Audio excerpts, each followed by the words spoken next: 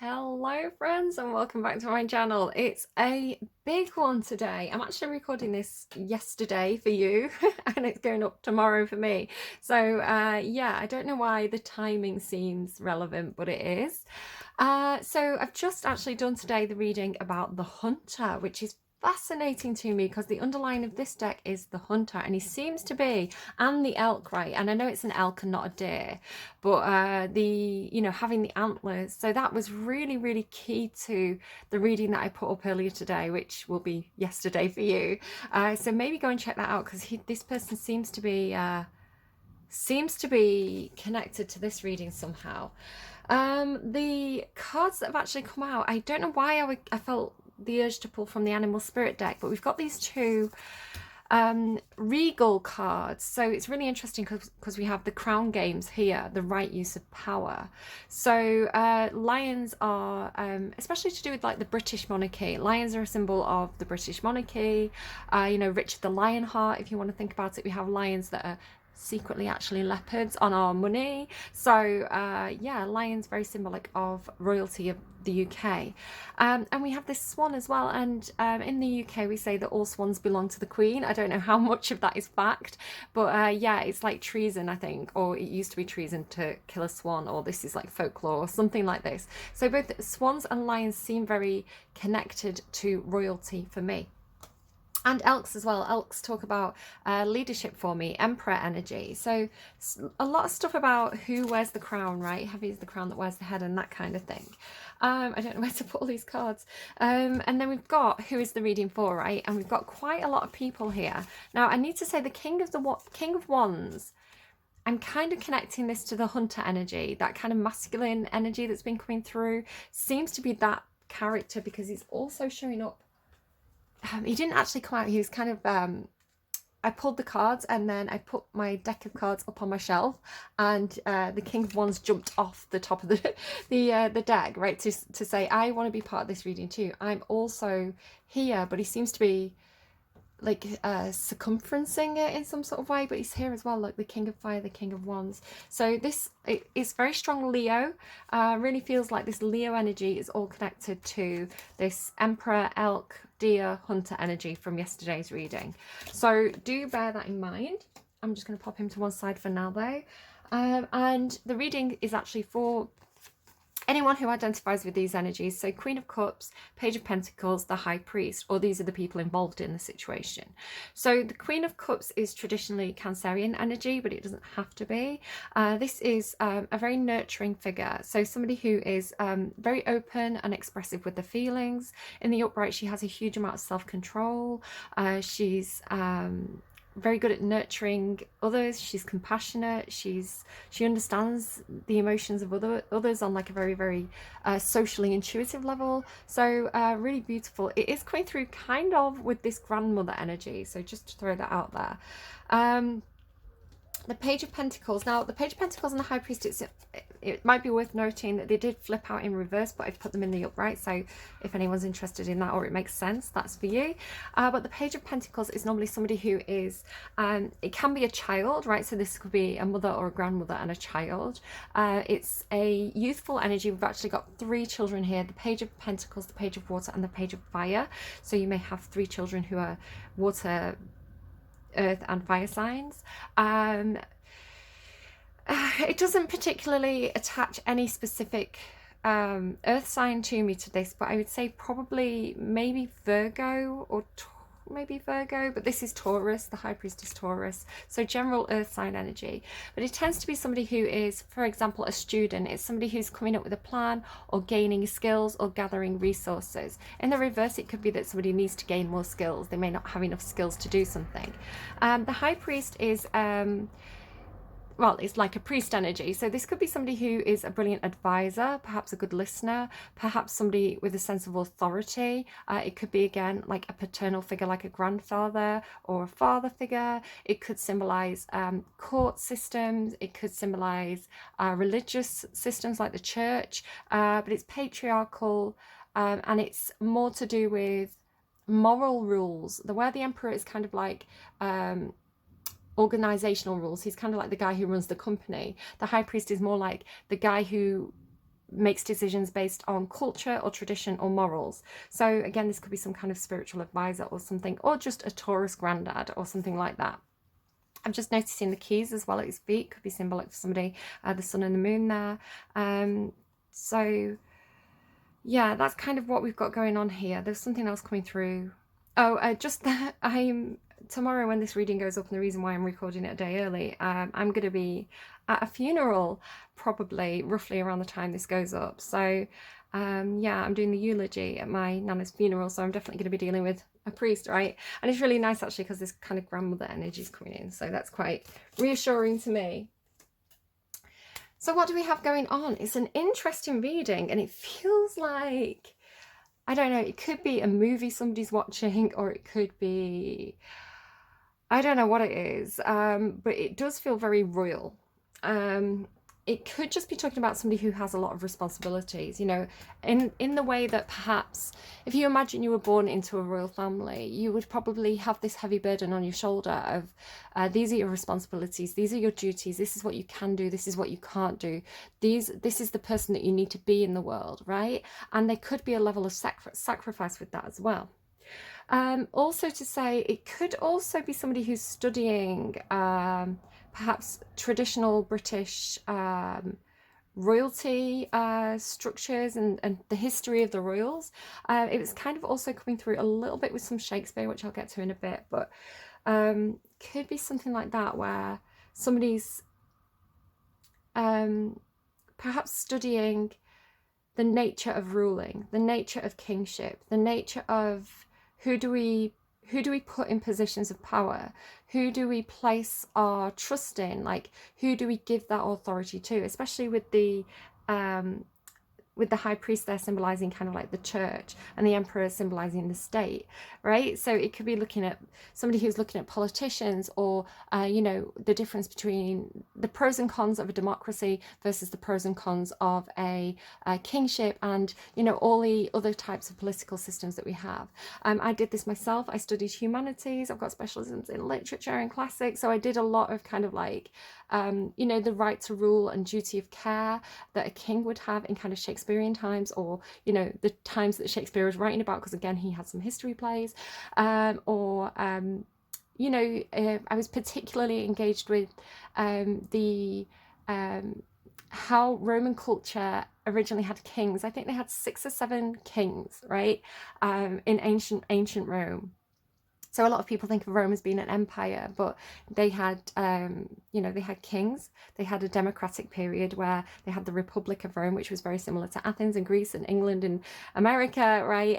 It was to do with votes and things like that. And then the Republic fell with Julius Caesar getting stabbed in the back and all that kind of stuff. It kind of was no longer fit for purpose, and we had the rise of the Roman Empire. So how a culture and a society can change the rules in terms of who has the right to lead, does this structure still fit the purpose? So there could be issues like that coming up, maybe collectively for us as well, especially in terms of like, if we look at what's going on politically, there's quite a lot of upheaval. It could be because there's a lot of, we're kind of in a bit of an age of Aquarius right now. I think Saturn's in Aquarius, and that can create a period of instability collectively and globally, because of Aquarian energy being very kind of share the power with the people, and Aquarius being an innovator and an agent of change, and Saturn being kind of like this old patriarchal planet. So there could be a lot of changes to those kind of structures because of the planet passing through Aquarius. Basically, I don't want to get too into that. It's definitely worth having, you know, falling down that rabbit hole if you're interested in astrology. Like Pluto getting up to stuff in Capricorn as well could be causing some of this. So yeah, if we look at, for example, we have quite a few interesting political things going on in the UK at the moment, with the Conservative Party and everybody resigning, and yeah, saying see you later, rats deserting a sinking ship, right, running from the mess that they made. Like, yeah, let's steer the Titanic of England into the iceberg and then all run away.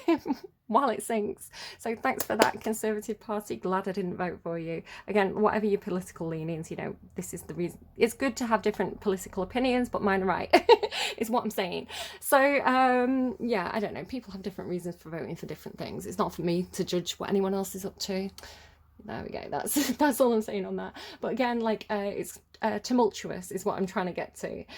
So whatever your views on it is a period of tumultuous times in politics where people are asking, is, you know what, first past the post, is this really a good way of organising our democracy? Should voting be affected differently? There could be this kind of discussion going on. America as well has some very controversial decisions being made where perhaps the lines blurring politics and religion have become very blurred and very mixed, and that is causing quite a lot of tension and disagreements over there as well. So crown gains, the right use of power is really standing out to me.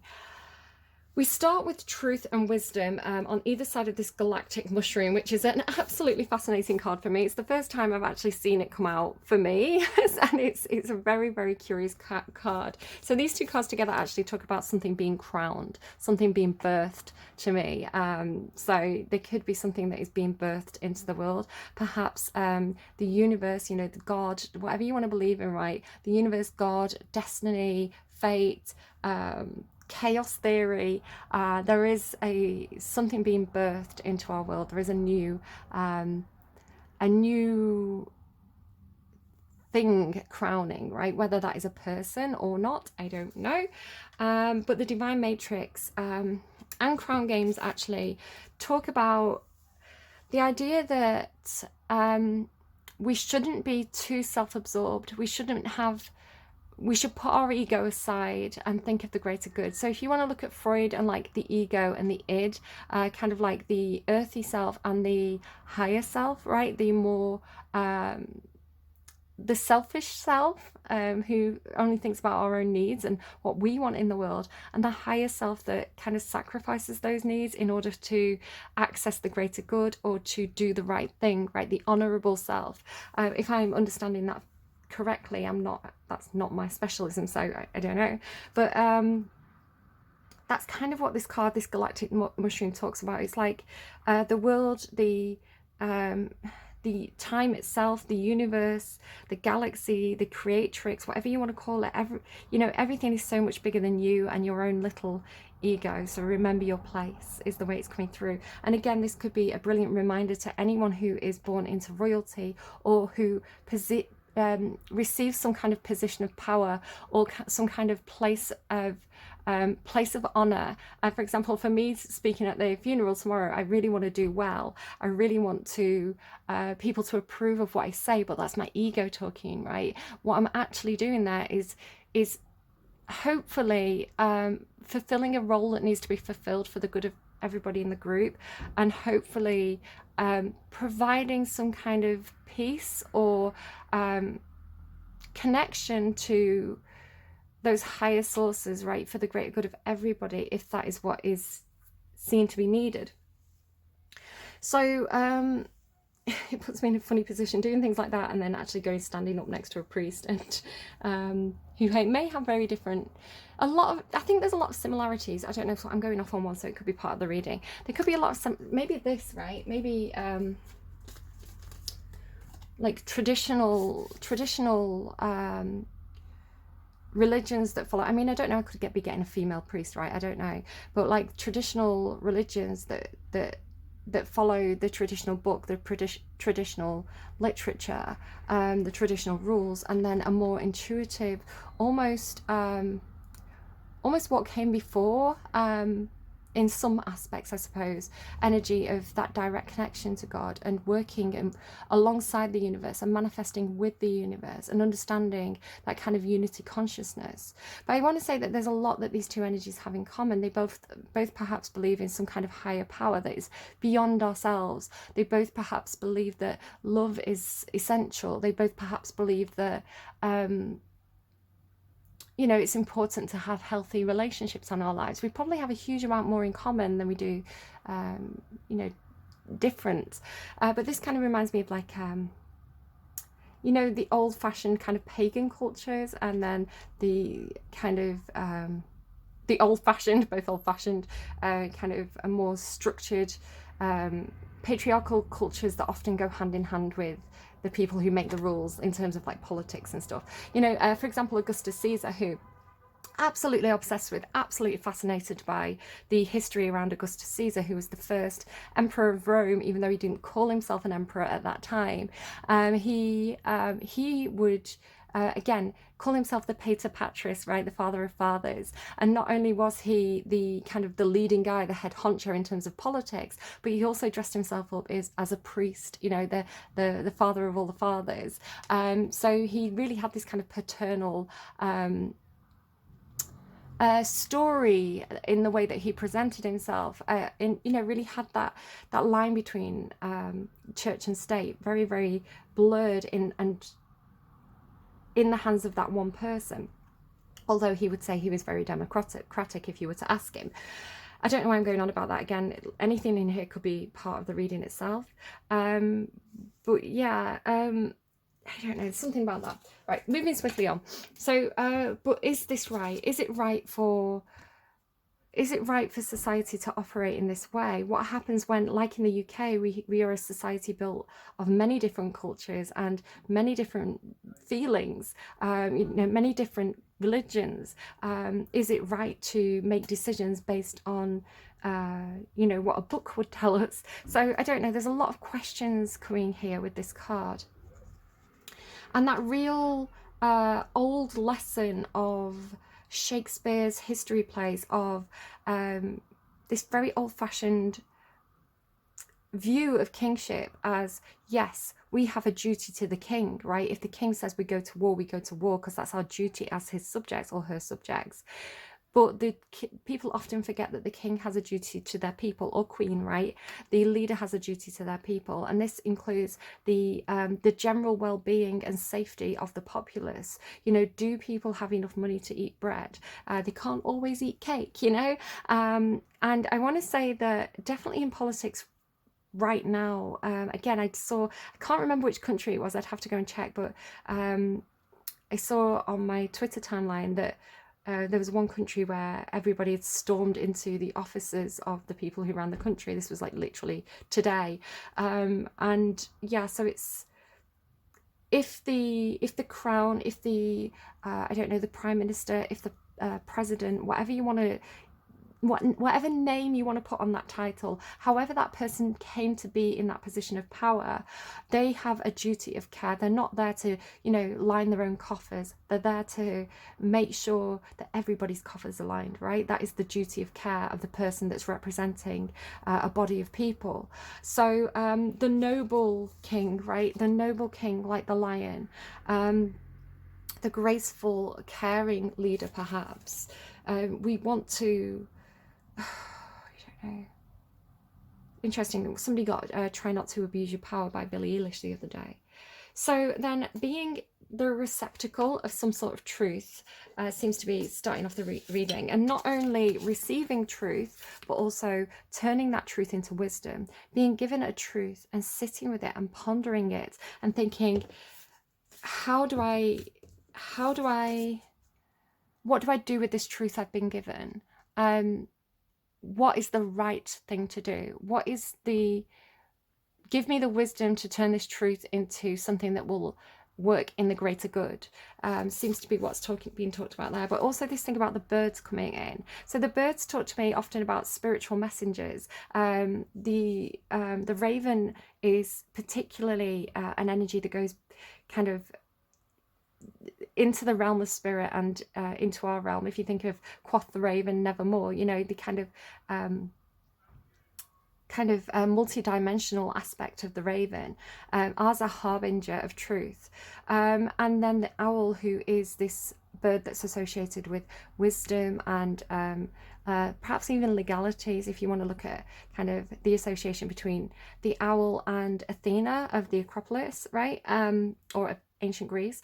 So owl being wisdom, turning truth into wisdom, knowledge into wisdom, because we can have a truth and we can be reckless with it, right? We can hurt people with truth. We can speak truths haphazardly. We can use truth to empower ourselves, but to be a very good leader, to deserve that crown, we have to sit with it and think, is it right to speak on this?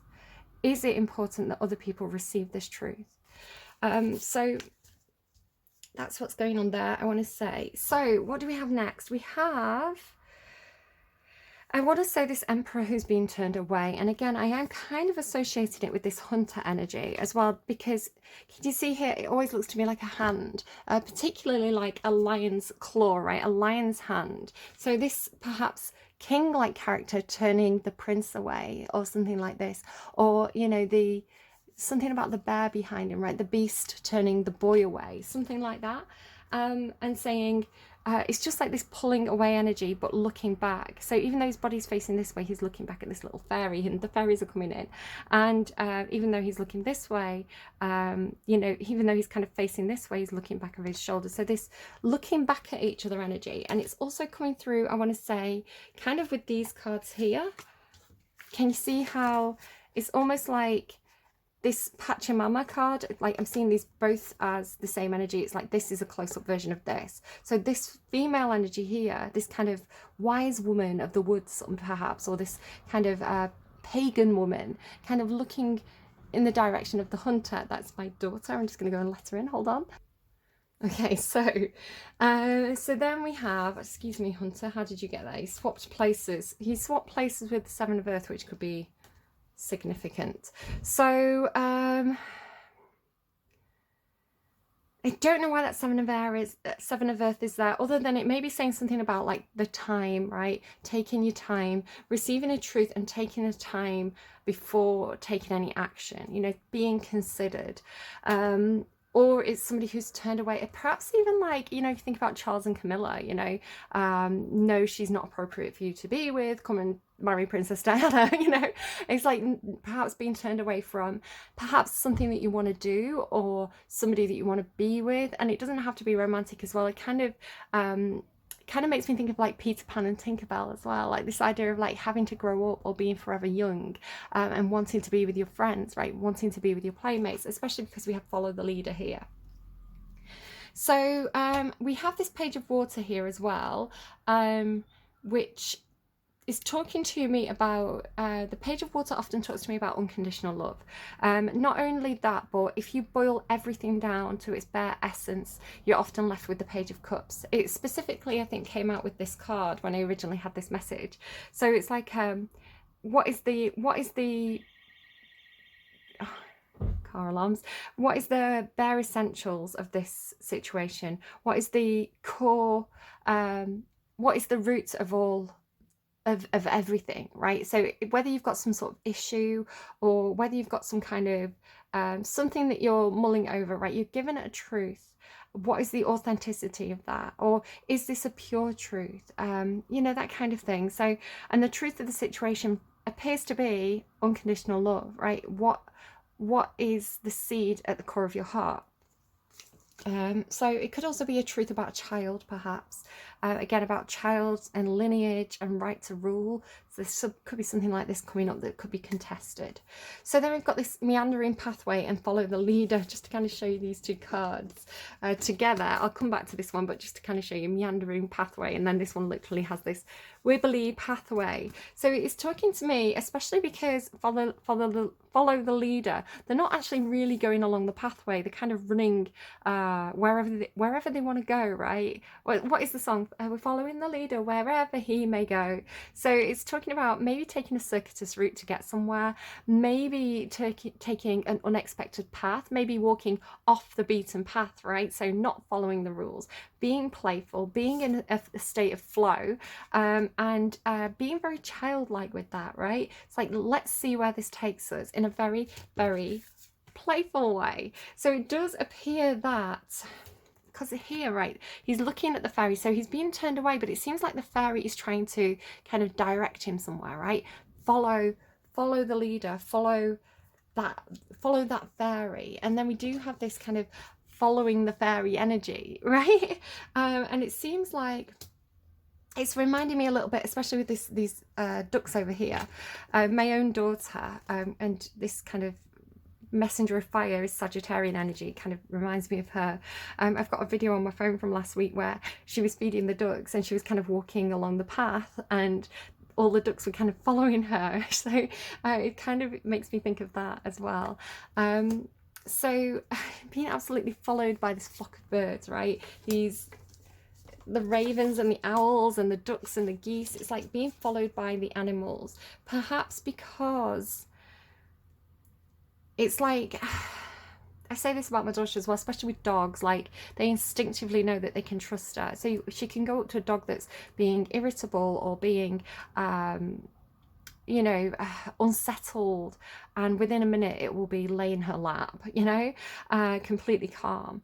And she just has that kind of Dr. Dolittle kind of affinity with animals, which is very curious, because I want to say that the hunter also has an affinity with animals, but in a very different way, right? So it could be talking about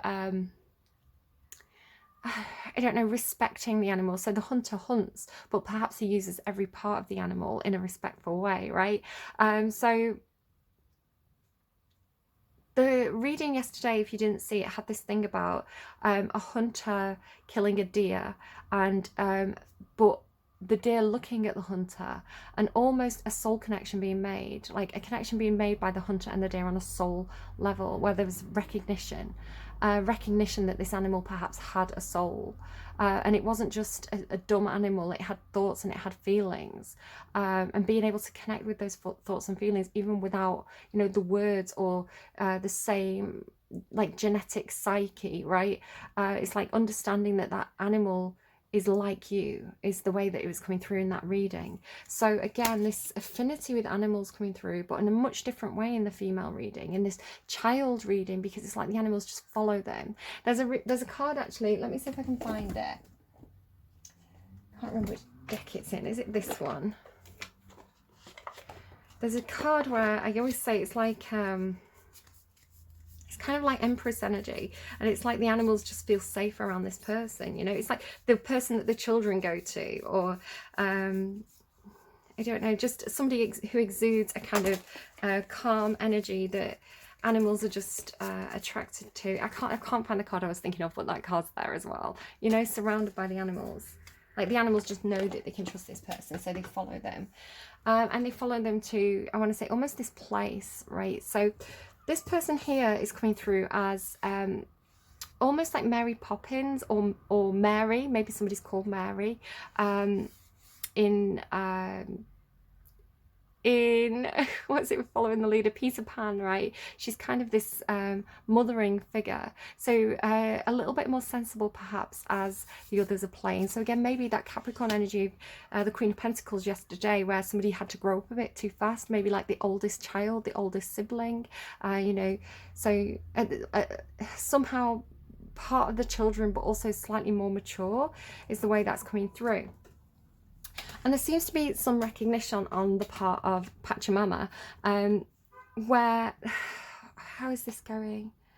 I'm just making sure I'm explaining it properly. So what seems to be happening here is this character, and I am seeing it as her, right? So she's stood with the other girls, perhaps the other children, kind of acting as the role model, or, you know, being the eldest child or the most mature in this situation. It's like she's the leader here. Everybody's followed her to this place, and then this butterfly is coming in, and it could be one of these children, because it's kind of coming through like it's this page of water, right? Because it's blue. So it's definitely something about blue. It's mentioned in both of these songs. So this blue coming in, and you see she's also blue. It's like she's different from the others. And so the way it's coming through is like she recognizes, excuse me a sec. Okay, so it seems visually what's happening in these cards is this blue butterfly comes in, and as it comes in, she puts her hand out to it, and as it lands on her hand, it's like you see, it's like the blue is breaking away. So what I'm seeing happening here is this Pachamama, you know, this character has some kind of ability to see the soul of the person, right? To see the truth of the person, to see the authentic self. So what happens quite often is we pretend to be what people expect us to be, or we develop a personality that is a social personality or a surface personality to fit in with a group, right? Or to because we're told that's who we should be. But it's like this lady here sees right to the core of this girl, right to the source, to the core of who she is. It is kind of coming through slightly creepy, like Doctor Sleep. If you know the beginning of Doctor Sleep, where the girl, the woman's talking to the little girl. So hopefully nothing creepy like that, but I don't know, that's what it's giving me, so I'm going to mention it. But again, here, look, it's like you see, it's like the truth, seeing the soul of a person, seeing the truth of a person, and perhaps seeing some kind of royal quality in them, some kind of leadership quality in them, or some kind of, I don't know, it's just coming through as the authentic truth of who they are, right? The soul. But it's like what they're actually seem to be saying is, at your core, you are the messenger of fire, because it's the blue's breaking off and she's becoming orange. So it could again be something like Peter Pan, right, and Wendy. It could be something about growing up, right? It's time to put away childish things. And I hate that quote. I'm like, no, I'm going to be Peter Pan. I'm going to be playing around on a trampoline when I'm 40, literally. So but it is like, again, I don't know if it's something where maybe it's a maturity, because we're maturing from the page to the messenger. So it's almost like a child to a teenager, but it doesn't have to be those ages. It's just a maturity level, right? This is like the starter stage of something. So, and then this is kind of like, this is the plan, and then this is putting it into action. This is feeling something, having the original idea, and this is like taking action on it. So it doesn't always have to be age-based.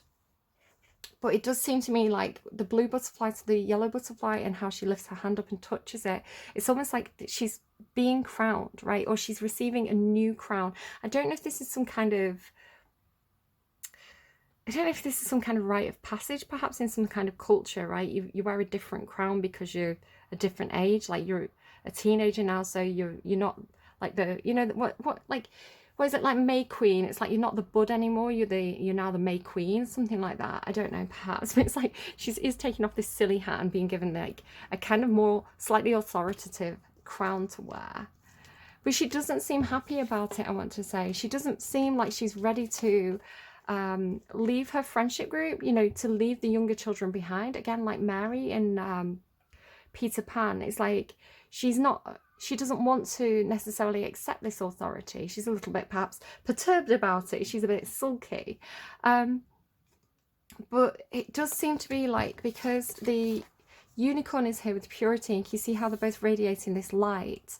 It's like her power, her truth is kind of seeping out into the world. It's kind of like, almost like she has this aura of that can't be hidden anymore. It's like, this is who she is, and it can't be hidden.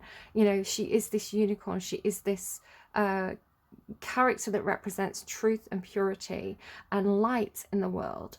You know, and all those kind of qualities that we associate with children of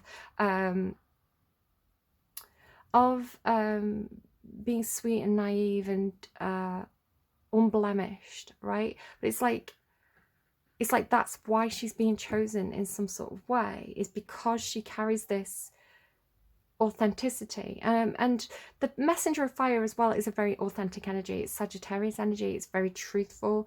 Like my daughter she will just give you the cold hard facts, right? she'll not sugarcoat it. She'll just say what she thinks. And perhaps there is a power in that, right? There is a power to the truth. But perhaps the wisdom comes in with, I was saying, the difference between innocence perhaps and purity, I think, in one of my readings, or the reason why the unicorn is because even though like a child is innocent, right? A child doesn't know any better. A child only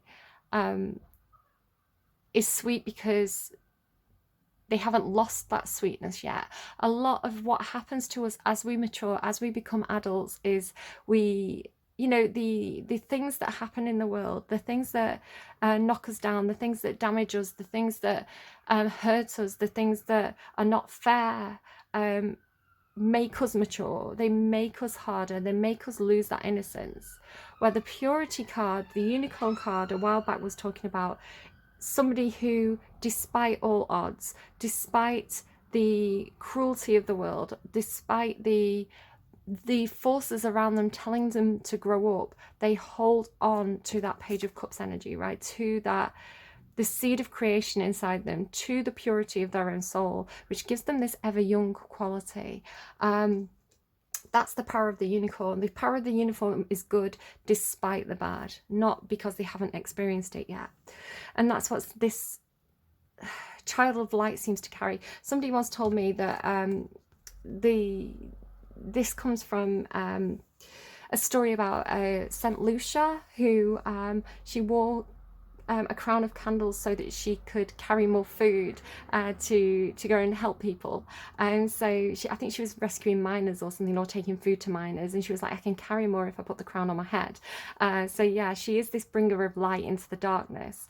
So really nice imagery there coming through. So I want to say this Pachamama, she has very good intentions. She is coming in with this maternal energy of the Empress or of the High Priestess, of this kind of almost kind of pagan-like Queen of Cups energy that we saw here. It's like she is coming from the heart. She is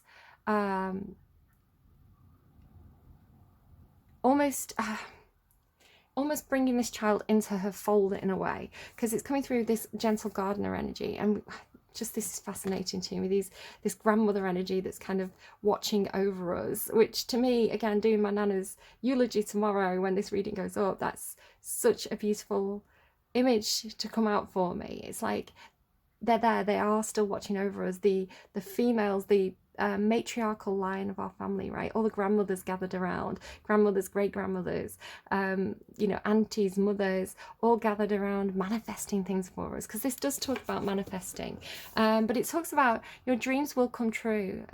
The powers that be are working behind the scenes to make things happen for you, but you have to make sure that you're doing it for the right reasons. You're doing it for the good of all and not for a selfish reason, right? So it's like this is being seen. You are being nurtured. You are being brought into this fold of female energy that is like you. And again, it doesn't have to be women. Gender's very fluid in my reading, but take it as it resonates. But it seems like this child that's being crowned is not very happy about the sacrifice that they're being asked to make. Again, you're different from them. You can't play with them anymore. Something like this, you know, you have to come and learn how to be what you're expected to be because you're in line to the throne. Something like this, where, you know, perhaps they just want to carry on playing. So the Pachamama seems to be saying, even to this like slightly sulky child, it seems like she leans in, right? It seems like she comes closer just because of the images, and kind of whispers to her, I was like you once. I also felt disowned. I also felt uprooted from where I was. I also felt I also had to care for myself and hold myself in the darkness when I felt disconnected from perhaps my ancestors, perhaps my family. I also felt lost, right? It's like, I am like you, I was like you. Seems to be the message. Now, it could be talking about, for example, it doesn't have to be this, but perhaps somebody who works in foster care, or they adopt children, right? So I know that you don't want to come to me, but I was also adopted. I know how this feels. It could be something like that. And again, it does have this feeling of like the upper world conspiring, right? This face coming in, like this messenger of the gods almost, or this ancestral energy, watching over the children. The children will be safe. We're watching over the children. Don't worry. Your female spirit team has this. We've got this, right? It's like we're cooking something up here. We really just have that kind of like, we're brewing something here. Listen, we went and asked God, And he agreed, and we're just cooking something up. It kind of has that feeling to it. I love that it ends with this. I got a little bit more trouble here. I think I'm going to go to Root Girl first, the Disowned Self, because it's like both of them. So it's kind of this lost in a dry desert energy, this not being able to access the nutrients you need, which I was talking about a couple of readings back about how a tree will grow in the direction of the sunlight because it's reaching for the light it needs to survive. It's reaching for the energy it needs to grow, right? And the roots will sort out the sources of water. You know, they'll expand to seek out the nutrients and the water that it needs, right? And this isn't had here in this dry desert. So it could be talking about a spell where somebody has felt very alone, very disconnected from the family tree, very perhaps deprived of the proper nutrients.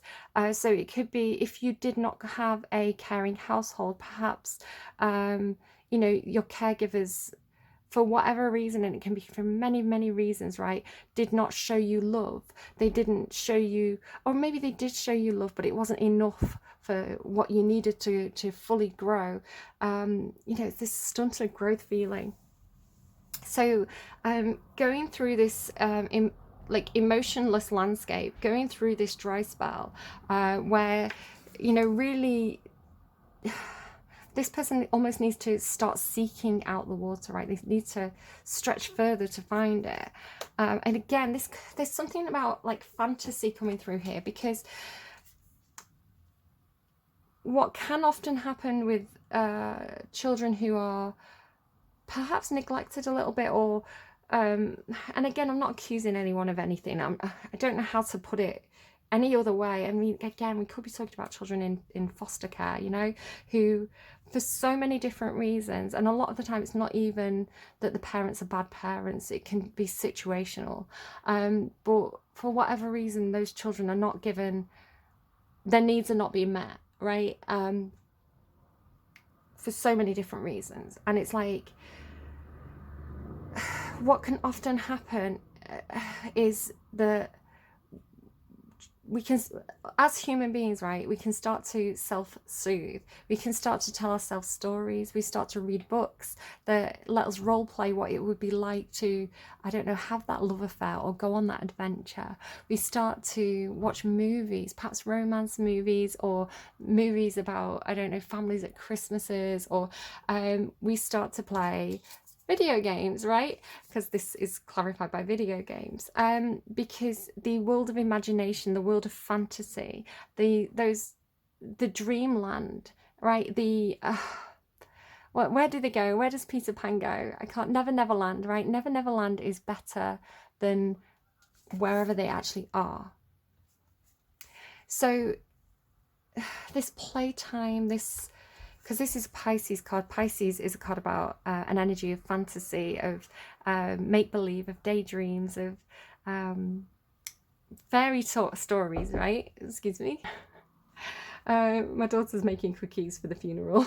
She's going to hand out cookies, so she forgot to buy butter. I was like, don't be buying any £7 Lurpak. Not made of money. So yeah, the world of dreams, the fantasy, the place of escape. And perhaps the truth coming in as something really cold and hard that this person didn't want to hear, right? The sacrifice that's being made is that you have to be part of this reality, part of the 3D. You need to attend to your responsibilities. You can't sit there daydreaming the entire time. We've had like Alice in Wonderland as well recently. But it's coming through with video games. So I don't know if a connection is being made. You know, I don't know if the universe is conspiring to bring this water down into your life to make heaven a place on earth for you. Especially with the, drop my pen, especially because this dry desert is turning into this enchanted fern grotto. So another thing that I've been kind of mulling over is how you can terraform environments, right? You can change the biome of an environment by introducing different vegetation. So I believe the Sahara Desert used to actually be a tropical rainforest or a jungle, right? There was a lot of trees there, but because of various factors like environmental factors, I don't know, human behavior, a lot of those trees have gone now, and it's now this desert space. And yet you can reintroduce plants to these environments. You can terraform different planets. And it will change the weather patterns, because introducing more plants, introducing trees affects the soil, right? Because not only do the roots provide more stability, and you know, the trees can tap into the water that's underneath the surface. You know, the roots can go really deep down and pull up the water to the surface. And they also, as the trees kind of shed the leaves, that actually changes the nature of the soil. And you know, if in hot weather, if you have a lot of trees, you know, that water is going to start evaporating into the air. That's going to change the air itself and the weather patterns. So you can actually change the biome of an environment through clever, you know, planting the right kind of trees and things. So it does feel like the water is coming in. You are going to have new growth. This is going to be a fertile place. It's going to be a Garden of Eden for you if it wasn't already. And then it's clarified by video games by Lana Del Rey. Go and play your video games. So it's like, do you know what? If you're manifesting this, if you're going back to the beginning of like, what are your intentions? What are your dreams? Are they selfish, or are they for the greater good, perhaps? And again, yesterday in that reading, there was the thing about witnessing the environment, right? And crying. So it's like, if daydreaming is a source of creation for you, right? Heaven is in our imagination. Heaven is what we access when we sleep. Heaven is aspirational. How do we make that a place on earth, like, if we can't imagine it in the first place? Because I think escapism has a place, because I've talked about this before, especially with the mushroom here. People who are cleverer than me and do research into how the brain works. I was watching a Netflix documentary about memory, and people who lose their memory cannot imagine the future because they don't have anything to build that future on. So our construction of what will happen tomorrow is based on what happened on the day before. So if all our life we've experienced negativity and bad things have happened, we'll think that the fates are against us, because, you know, that's the pattern that we've been shown. If we can change the way we perceive the past, if we can change the stories we tell ourselves, we're actually changing the building blocks we use to construct the future. And in doing that, so especially for children who have a very limited perspective of the world, so perhaps they have a low education, perhaps they've never left the town that they grew up in, perhaps they don't have access to what healthy relationships should look like. The computer games, those videos of the perfect family at Christmas, you know, the romance novels, they show people a different way to be. So the imagination, the fantasy actually becomes building blocks so that somebody can reach for a future that they desire. So if you never knew what a healthy relationship looked like, you wouldn't know that you should be reaching for that. So video games, I think, and sources of entertainment, yes, they are fantasy, yes, they are daydreamy. It gives you the hope for a better future and the ability to create collectively heaven on earth. There we go, that's that speech. So it does mention the colour blue in that song, and I think specifically navy blue, and navy blue is here as well with this Charlotte Lawrence song, Delusions of a Grand Oblivion. So the 7th of air could be talking about self-deception. Maybe people who tell you to put away childish things. Maybe people who tell you to stop playing around with the kids, right? To grow up, to accept your responsibilities. But I want to say there's different courses for different people. And yes, there may be a level of deception in that. So maybe do just look at how much time do you spend in fantasy versus reality. Are you pulling those that better, brighter future? Are you pulling that in for yourself and actually manifesting it and creating it on earth? Or are you passively engaging in something that you're not actively trying to bring into action? You may need to take more take more steps to move towards the future that you want to build, is the way that that's coming through. But just again, really curious. It's like having your spirit family around you. It's like spending more time in heaven. Perhaps if you astrally project or something, like spending more time daydreaming, spending more time with the animals, with the ancestors, than perhaps physically in this environment. But it's like, can you be blamed for that, is what I want to say. Can you be blamed for that if that environment is not nutritious or supportive to you? So again, to end the reading, it does seem like the water is coming in, right? The relationship is coming in, the emotions are coming in, the connections that you need to nurture your own environment, to find refuge, to find heaven on earth. This is being brought in by the universe. The universe is conspiring to do this on your behalf.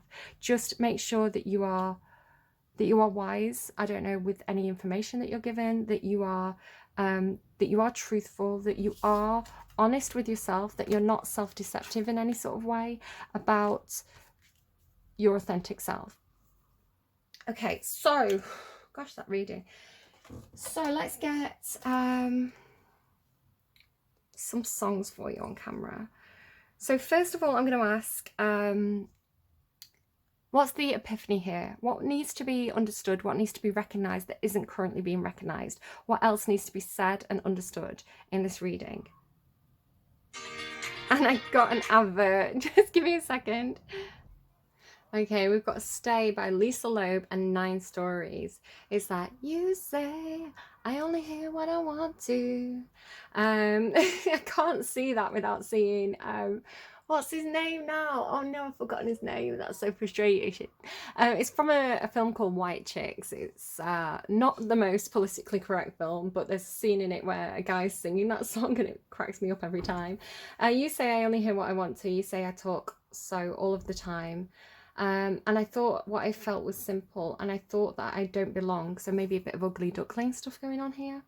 And now that I'm leaving, I know that I did something wrong because I missed you. I don't listen hard. I don't pay attention to the distance that you're running to anyone, anywhere. I don't understand if you really care. I'm only hearing negative. So I turn the radio on, I turn the radio up, and this woman was singing my song. Lovers in love and the others run away. Lover is crying because the other won't stay. Some of us hover when we weep for the others who were dying since the day that they were born. Well, this is not that. I think that I'm throwing, but I'm thrown, and I thought I'd live forever, but now I'm not so sure. You tried to tell me that I'm clever, but that won't take me anywhere or anywhere with you. And you say stay. You know that you're just so scared to lose. All right, I don't know. I hope that was helpful. I hope that has given somebody a bit of an epiphany, a bit of clarity there. And the advice, please. The advice for this reading. The advice. Come Away With Me by Nora Jones. Excuse me. Come away with me in the night. Come away with me and I will write you a song. Come away with me on a bus. Come away with me where they can't tempt us with their lies. And I want to walk with you on a cloudy day in fields where the yellow grass grows knee-high. So won't you try to come? And we'll kiss on a mountain top. And I'll never stop loving you. I want to wake up with the rain falling on a tin roof while I'm safe there in your arms. So all I ask is for you to come away with me in the night. I don't know. I mean, be careful, right? Be careful. But yeah, there you go. I don't know. Obviously don't.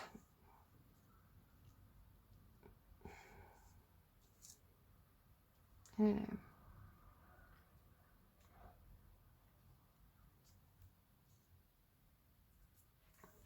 I don't know if you've lost somebody and you're having trouble with that and you need to reach out to a support service, absolutely do that. Don't rush your own time, I want to say. But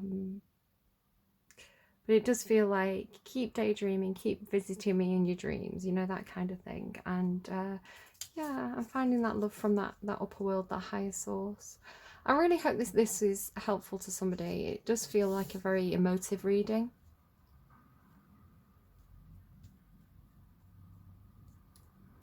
And think about thinking about the greater good of all as well. Thinking about the others seems to be quite important. All right. Hope that was helpful for you. Please, please, please take really good care of yourselves. Nurture yourselves, because that's what this energy is the best at, is nurturing ourselves and nurturing others. So I think we can all do more of that. And take care. I'll see you again soon. Bye, friends.